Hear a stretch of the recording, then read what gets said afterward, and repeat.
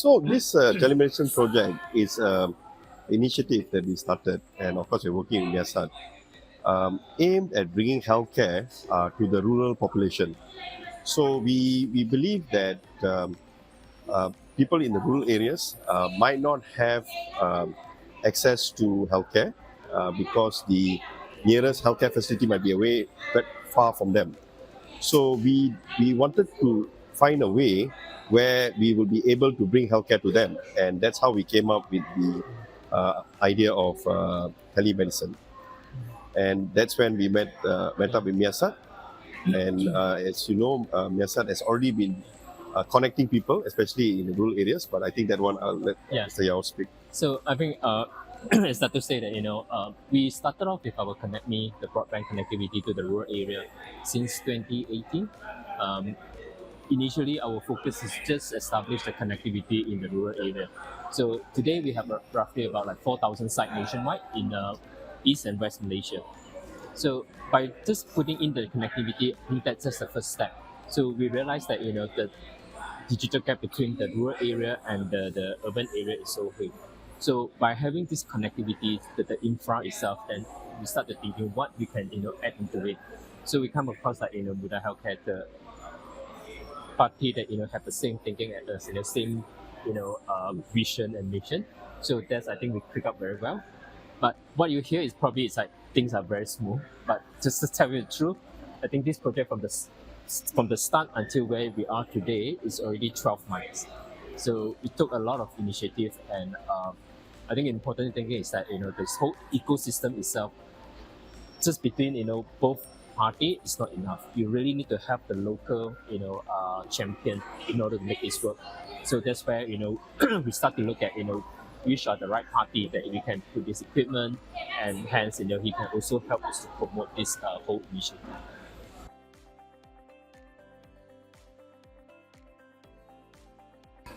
Right. So the target group is actually the people in the rural areas, which will mean they are from the B40 group. Again, the people which we feel do not have ready access to healthcare. So especially in a place like where we are now, Kg Togop Darat, the nearest healthcare facility is 45 minutes away. So we in the city might think that's not a big distance, but for them it's a lot. It's a long distance, and it costs them a lot. From what we gather, it might cost them maybe about 40 to 50 ringgit one way to go and one way to come back. And they also, when they go, they need to not work, right? So they lose their income, and also they have to spend money. And 100 ringgit might not seem much for people in the city, but it's a lot of money here. So you don't need to actually go to a facility far away to do very, very simple health screening. With our telemedical medicine services, we can do the blood pressure checks, we can do temperature checks, we can do pulse, check the pulse, and even blood tests. Very, very basic blood sugar tests, we can do it.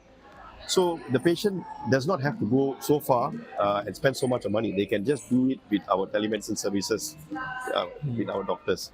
So I think that is one of the advantages of this telemedicine. Just add on it as well. It's like, I mean, to us, some of this test itself is very simple. We always take it for granted. But for this, penduduk here, this is not something that they can experience it like instantly as and when they like. I think more importantly is that now we increase the awareness of the health. So I spoke to some of the penduduk here, or even the ketua kampung. In the past, in their daily conversation, health is never a topic. And now because of this facility you have, then they can start to hey, have you checked it out? What is your health? So I think indirectly, I think that will help as well. Certain thing that there are one or two cases whereby they confirm that after they take the advice from the doctor, they follow the advice. After 2 weeks, their high blood pressure has been improved. So I think that's a very good testimonial on a very simple initiative that we put together, and it really helped people.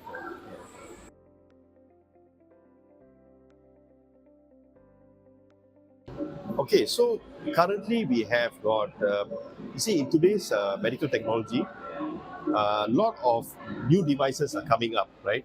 So currently we only have 5 devices, mainly for BP, pulse rate, temperature, and then for weight, body mass index, and also for glucose, which is just a prick test.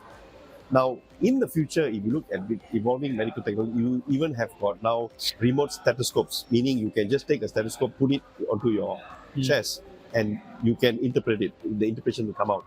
So these are the things that are of the future, right? So we are actually moving into that. So once we already have this setup here, we can add different IoTs or different tests.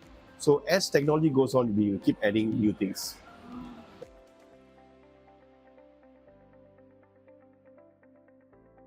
So from MEASAT perspective, as I said, we are the enabler for the different type of technology and digital services. So we continue to look at how we can improve our connectivity services, the CONNECTme NOW services. Not in terms of just in the location, we also aware that a lot of application now they need a high speed. So we keep looking at different new technology to complement that. From the healthcare part of view, I think healthcare has gone into digitization. Nowadays, you can be in one place and you can do this distant operation. Even we have gone into robotics. We've gone to different types. So healthcare has undergone digitization. So I think with this, it is actually the most important thing is to bring healthcare to the person's home, right? To make it convenient for the patients. And a lot of the times, even if you look at it, if you go in current today's world, and if you go to a hospital, you go to a government hospital, like most people do, there's a long waiting time. The hospitals are congested, and the patients carry with them one big stack of records. Now, that is, I think, is going to be of the past. You don't need to. You should only go to hospital for acute problems. So that is how the medicine of the future in Malaysia will be. Meaning, a lot of the things you don't have to go to the hospital, and that can be done at our telemedicine kiosk. So this is, I think, the future of medicine in Malaysia.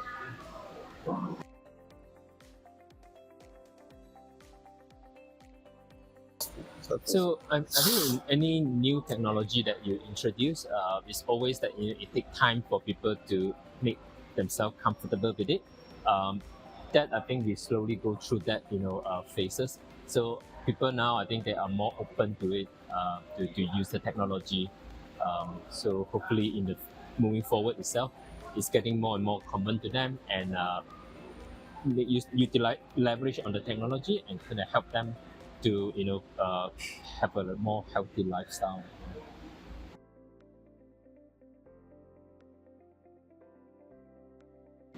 So I think the most important, as what Mr. Yau said, is awareness. Right? When we want to introduce such a product to a place where maybe the connectivity prior to this was not there, and maybe they are not so tech savvy. So to get them to use or to educate them how to use because it's a sort of like it's a self kiosk, right? You go to the kiosk, so you must learn how to use the IoTs. So I think that is one of the biggest challenges that we have, and I think also the other challenge that we have, of course, manpower. I think get our team here in and out also can be quite challenging, right? So I think it's also the biggest problem is to educate them on how to use the system. I think I totally echo with what Doctor say here. In our experience, in other kampong, other services that we introduce, I think it's very important that you need to have a local champion, because as Doctor said, we can't be always here. So you need the people on the ground to help, to promote, to guide the people how to use it.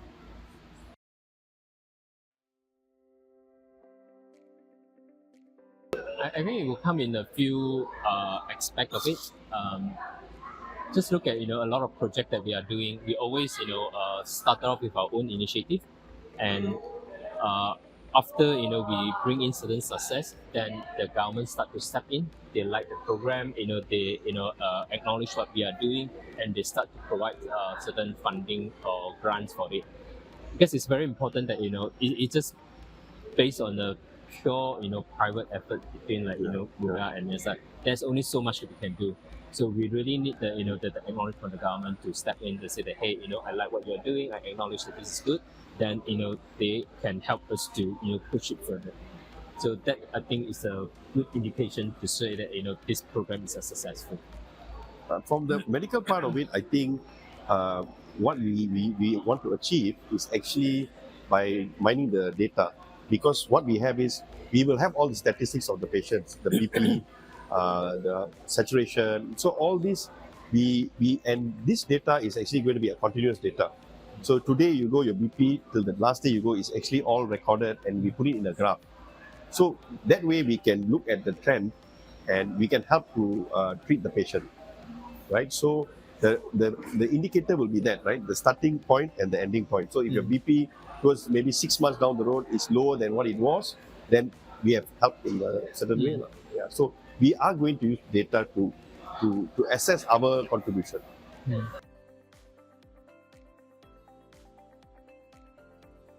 So I mean, as what we presented just now, our long-term plans that in 5 years down the road, we want to have close to 1,000 location, and also that the number of people that we serve. We talk about 1 million rakyat. 1 million maybe is not a big number, but if you just look at from the rural population itself, that is a significant number. Yeah. So I think that's our objective, and I think we want to play a role in this whole public-private partnership, right? I think even the health minister has been talking about that. So I think it's also at the moment we are starting this. To be very honest, we are not actually, as what Mr. Yau said, there's only so much we can do, because if we are going to set up 1,000 such locations, it's going to cost us a huge budget. But I think from the response we have got, if everybody starts coming in and helping out, I think we'll be able to achieve that target.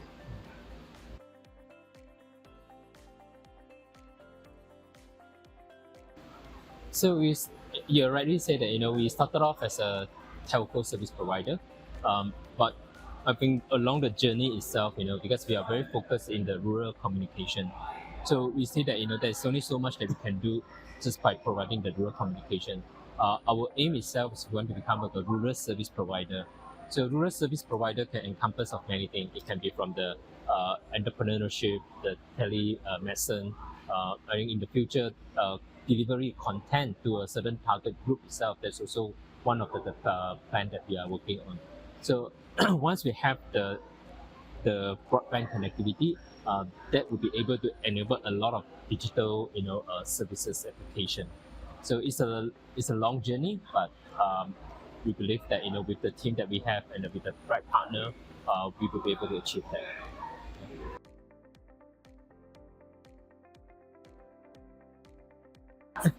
Yeah, so I think, as I said, you see, because why it's very important is sometimes it's also on the expertise, right? So a person now might be somewhere sitting down in, say, the UK. He might have certain skill or certain knowledge or certain talent, right? And which maybe a person who's sitting in, say, KL might not have, right? So exchanging of those type of ideas is also very, very important.